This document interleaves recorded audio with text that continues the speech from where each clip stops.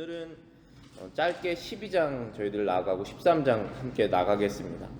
12장에 있는 내용은 지난주와 함께 비슷한 내용으로서 하나님께서는 우상과 구별되신다라는 내용입니다. 그래서 그 첫 번째 주제 보시면은 이렇게 써 있습니다. 참 종교는 하나이시고 유일한 하나님과 우리를 결속시킨다. 뜻은 하나님이 계시고 사람이 있는데 사람과 하나님을 결속시키는 것이 바로 참 종교이다 라는 것입니다. 첫 번째 문장 제가 읽어보겠습니다. 하나님은 자신의 권리를 주장하시기 위해서 자신을 질투하시는 하나님이라고 선언하셨습니다. 그리고 만약 사람이 어떤 거짓 신과 하나님을 혼동할 때에는 엄한 복수가 임할 것이라고 선포하셨습니다. 하나님께서 질투하시는 하나님이라는 말씀은 저희가 많이 들어봤죠. 그리고 하나님께서 복수를 하신다 이런 표현도 성경에서 쓰고 계십니다. 사람과 사람 사이에는 하나님께서 복수하지 말라고 말씀하셨습니다. 그렇지만 하나님께서 복수할 대상에게는 복수를 갚으실 것이다 라고 말씀하시는 약속이 굉장히 많이 있거든요. 출애굽기 2장 5절 제가 읽어보겠습니다. 그것들에게 절하지 말며 그것들을 섬기지 말라. 네 하나님 여호와는 질투하시는 하나님인즉 나를 미워하는 자의 죄는 갚되 아버지로부터 아들에게로 3, 4대까지 이르게 하거니와 라고 되어 있죠. 그것들에게 절하지 말며 그것들을 섬기지 말라. 나는 질투하는 하나님이다 라고 말씀하셨죠. 여기서 말하는 그 질투는 그 사람 간의 질투를 생각하시면 안 되고 남편이 아내를 사랑하는 그런 질투이겠죠.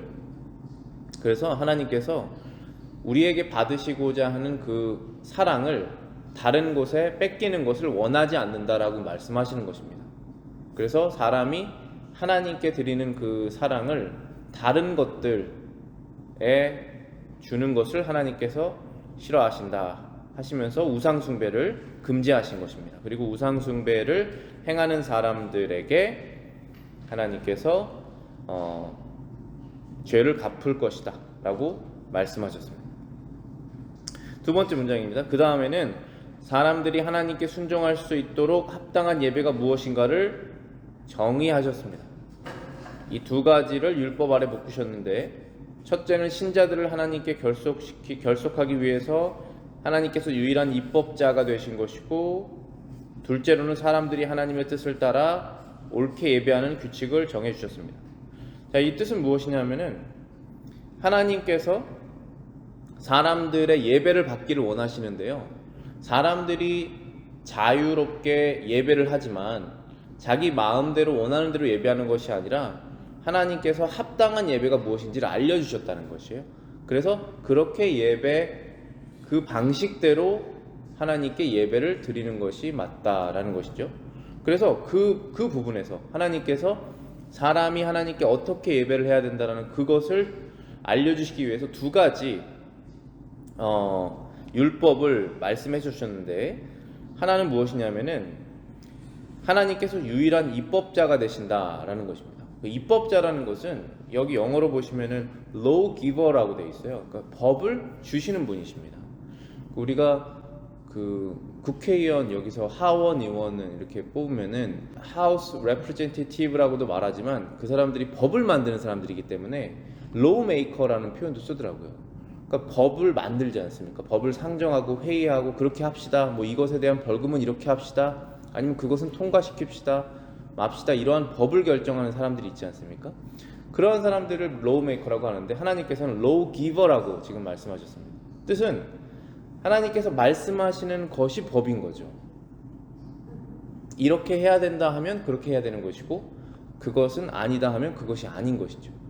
그래서 하나님께서 유일한 사람에게 법을 주시는 분이시다라는 것을 묶어 놓으신 것이고, 두 번째는 사람들이 하나님의 뜻을 따라 옳게 예배하는 규칙을 정해 주셨습니다.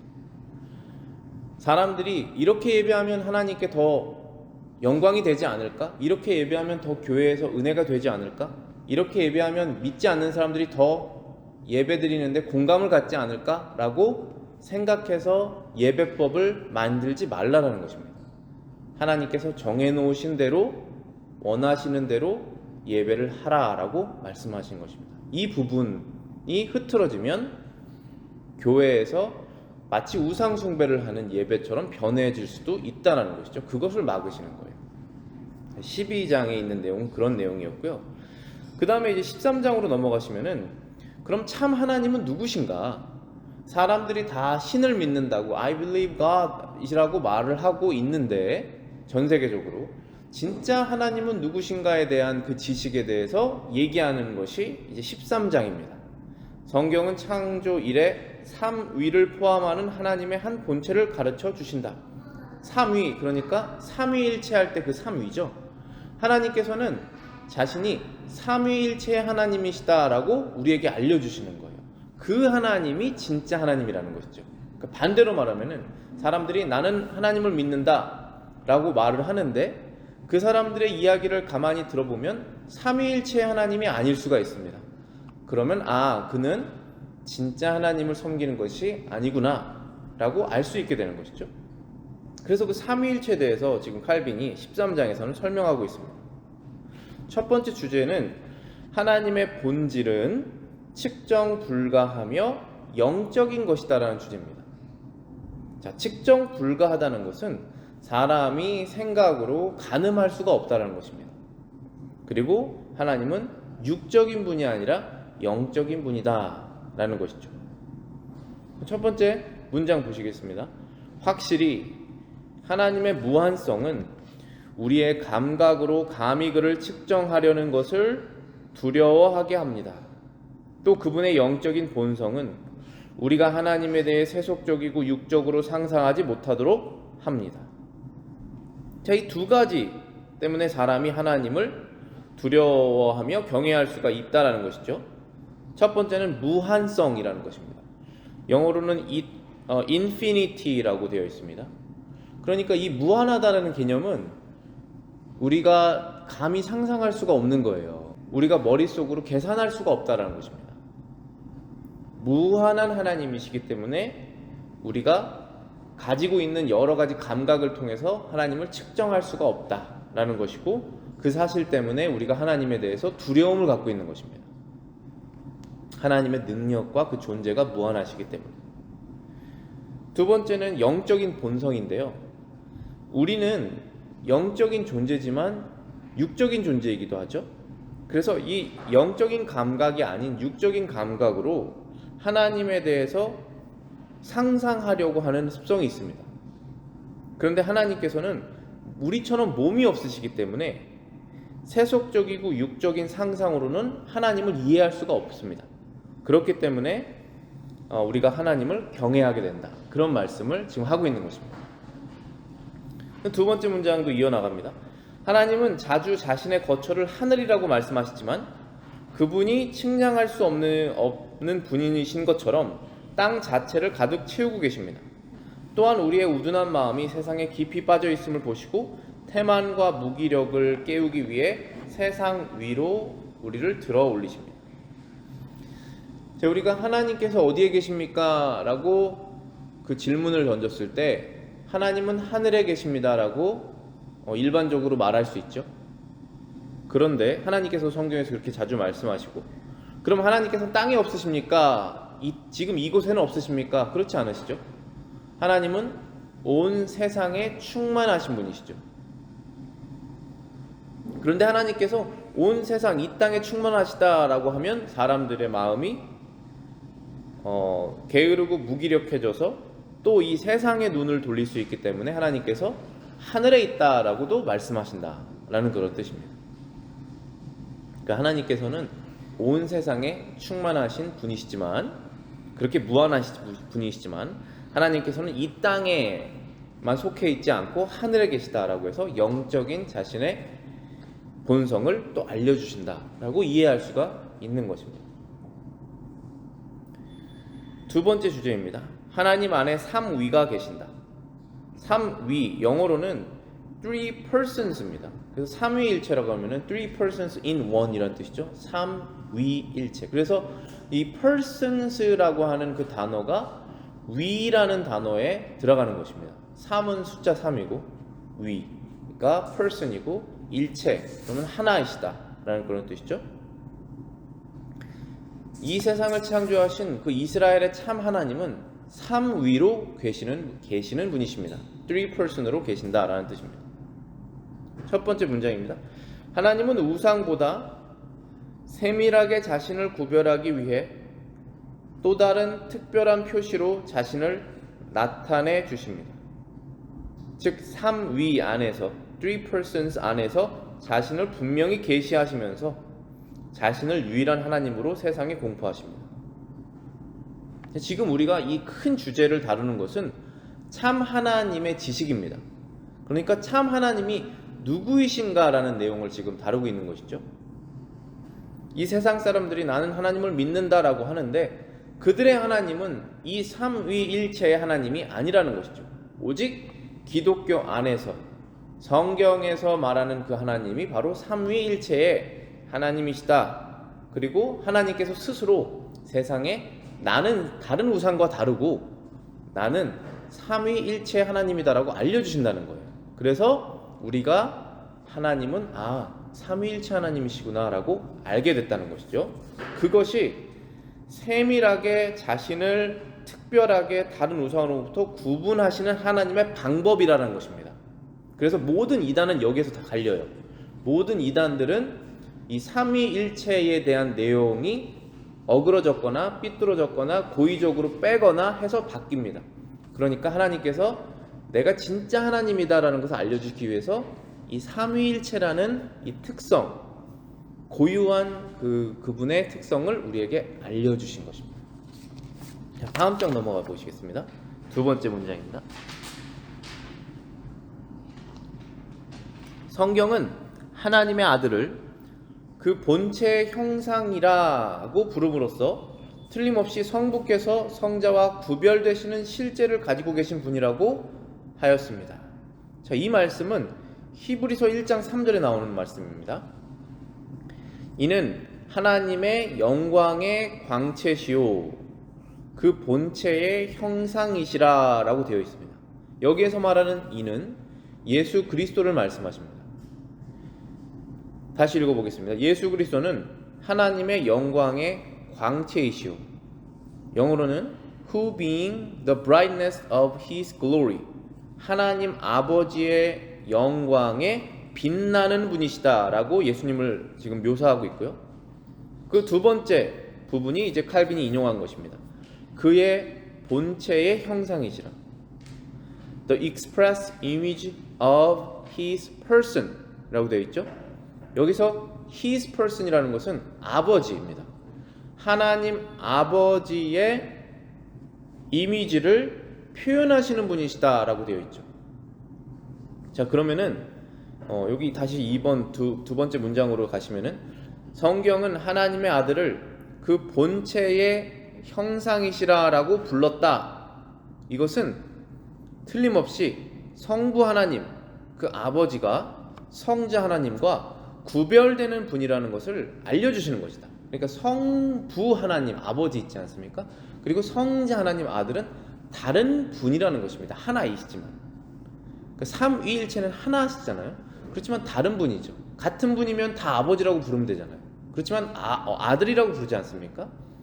당연히 우리가 그 개념을 어디서 알 수 있습니까? 우리 가정에서 알 수 있지 않습니까? 아들이 아버지와 판박이지만 굉장히 똑같지만 다른 사람이잖아요. 그런 것처럼 아버지와 아들은 다른 분이시다 라고 말하고 있는 것입니다. 그러나 여기에서 그 아버지의 이미지, 그분의 성품을 그대로 표현하시는, 익스프레스 하시는 분이시다. 근데 완전히 똑같은 분이죠. 그래서 여기서 우리가 사람, 그 육적인 면으로 이해하지만 육적인 면으로 끝까지 다가가면 안 되는 것이 우리가 일반적으로 알고 있는 그 아버지의 그 아들이라고 하면 어느 정도 다른 부분이 있잖아요. 그래도 이 아들은 이 부분이 그 아버지를 안 닮아서 좋다. 아니면 반대로 그래도 이 아들은 그 아버지를 닮아서 이 부분은 좋다 할 수 있죠. 그러면 같은 점도 있고 다른 점도 있지 않습니까? 그런데 이 하나님 아버지와 아들, 하나님의 성자 아들 간의 관계는 완전히 똑같습니다. 그렇지만 다른 분이라는 거예요.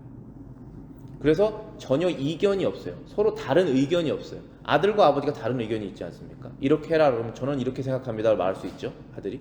그런데 그게 없다는 거예요. 왜냐하면 같은 분이시기 때문에, 같이 일치하는 한 분이시기 때문에. 그러나 다른 person이라는 것이죠. 그래서 그 구분을 지금 하는 것이에요.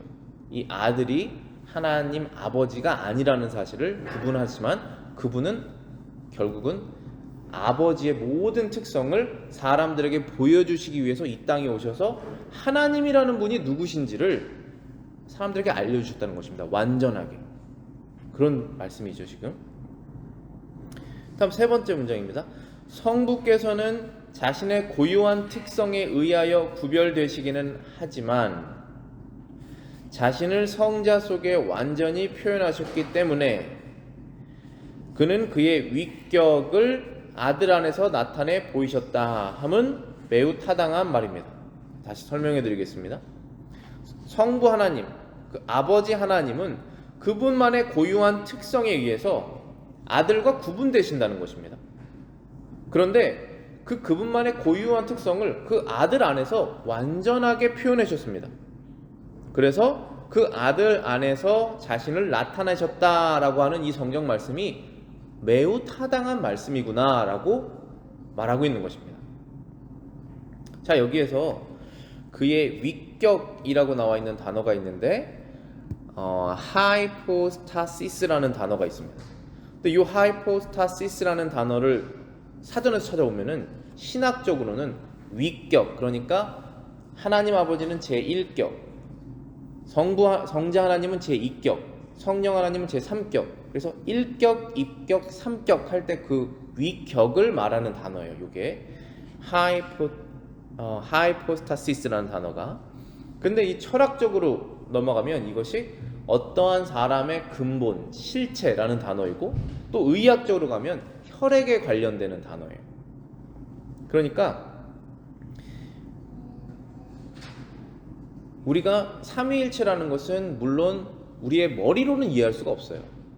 믿지 않는 사람들에게 삼위일체라는 것을 개념을 말했을 때 이해하지 못합니다. 근데 우리가 믿음이 들어온 다음에 이것이 이해가 되는 것이죠.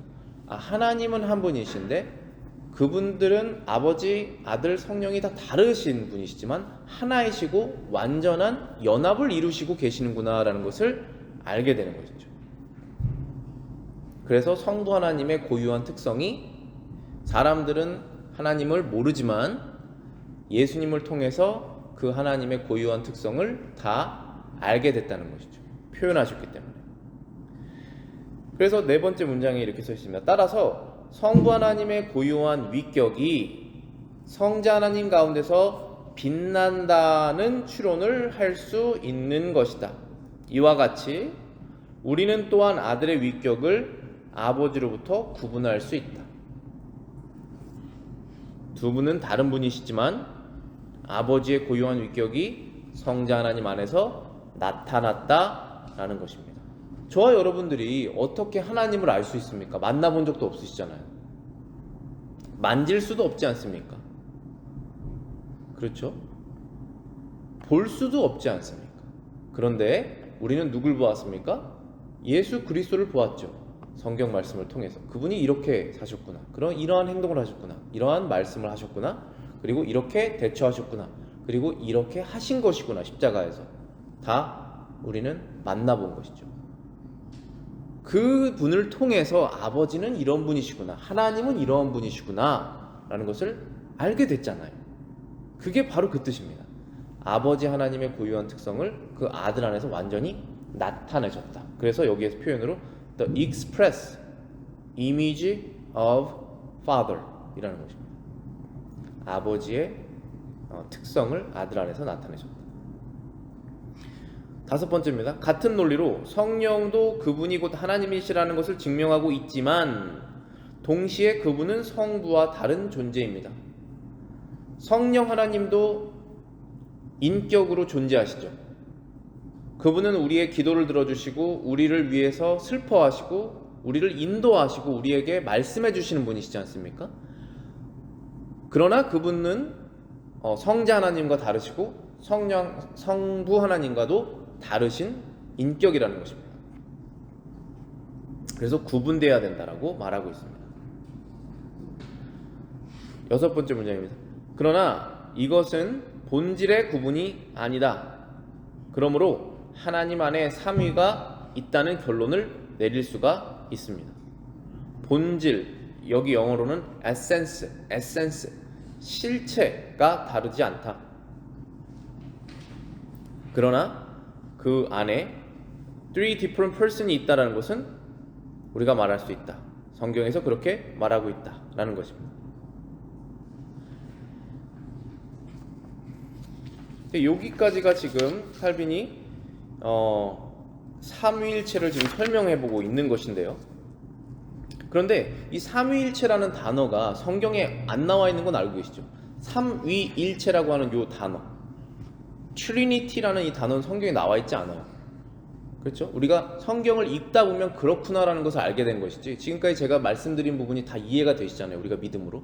그렇지만 이 트리니티라는 단어, 삼위일체라는 단어는 성경에 없어요. 그래서 이단들이 이 삼위일체라는 단어가 성경에 없다는 것을 문제를 삼아서 하나님은 삼위일체 하나님이 아니다 라고 말하고 있는 것이에요. 이해가 되시죠? 그러니까 이단들은 전혀 없는 것을 가지고 문제 삼지 않습니다. 문제 될 것처럼 느껴지는 걸 가지고 문제를 삼는 거예요. 그렇지만 실제로는 문제가 아닌 거예요.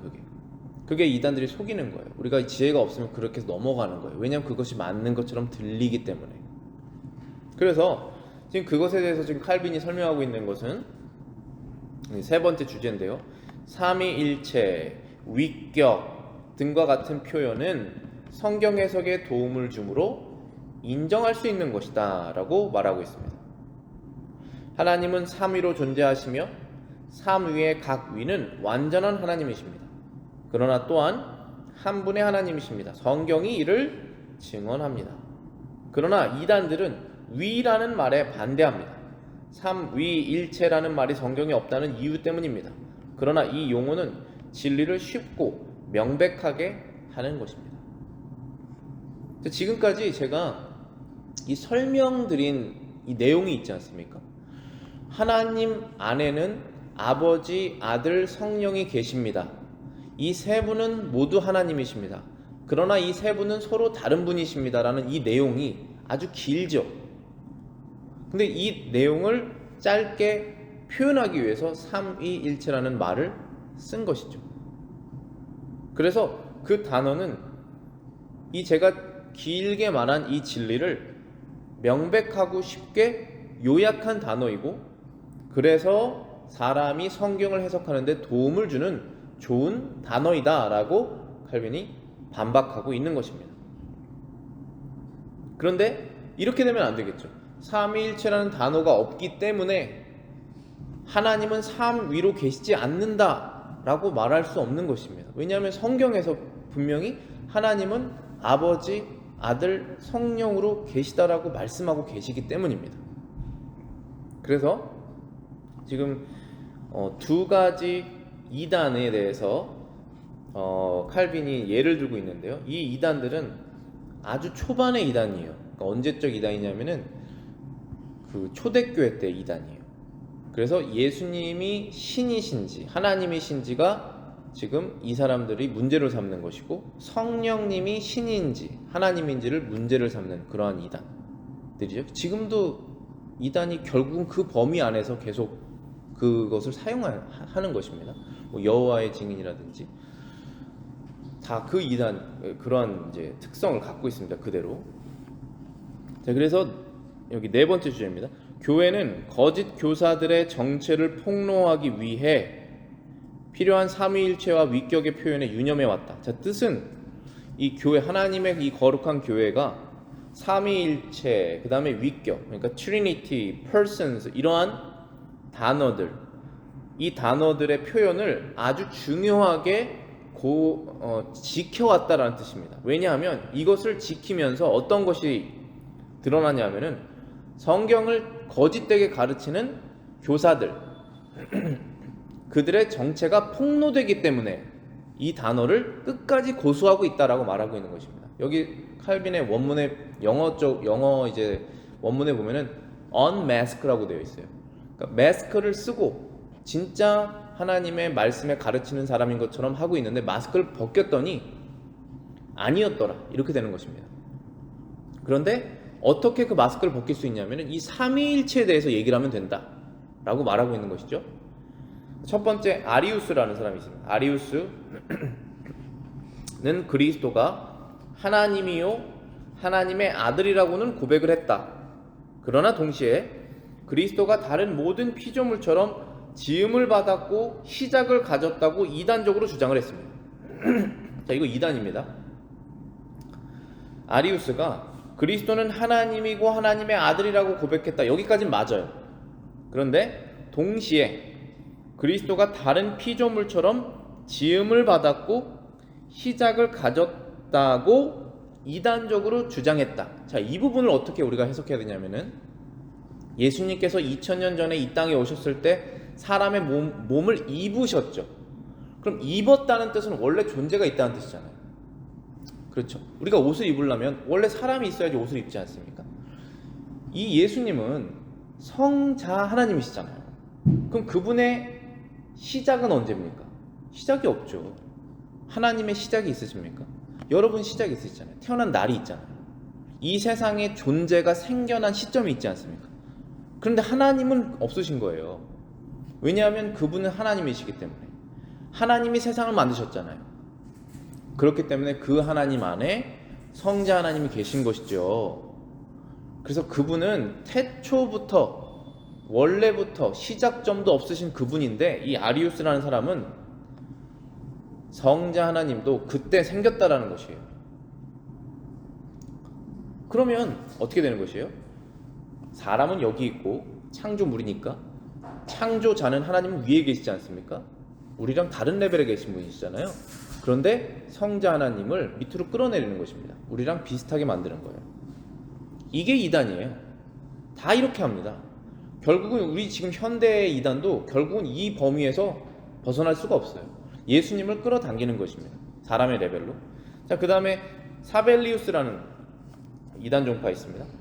그는 성부, 성자, 성령이라는 이름들의 구분은 거의 중요하지 않은 것으로 취급하고 그것들은 단지 하나님의 여러 다른 속성들을 나타내는 것에 지나지 않는다는 이단적 주장을 했다. 자, 이것은 무슨 뜻이냐면은 하나님이 성부 하나님, 성자 하나님, 성령 하나님이 다른 person이 아니라 different person이 아니라 그냥 한 분인데 역할에 따라서 어떨 때는 성부라고 말하고 어떨 때는 성자라고 말하고 어떨 때는 성령이라고 말한다. Three different person이 아니라 one person이라고 말하고 있는 것이에요. 그건 이단이에요. 성부 하나님, 성자 하나님, 성령 하나님 다르신 분이십니다. 서로 대화하십니다. 대화하려면 different person이어야 되잖아요. 그렇죠? 그런데 여기 이 사벨리우스라는 이런 이단 주장하는 사람들, 지금도 똑같은 이단 주장들이 있는데 하나라고 하는 거예요. 그런데 만약에 여기에서 이 역할을 하면 나는 성부다라고 말하고 여기에서 이 역할을 하면 나는 성자다라고 말하고 저기에서 저 역할을 하면 나는 성령이다라고 말을 한다는 거예요. 그렇지 않죠. 다른 세 분입니다. 그런데 하나라는 것이죠.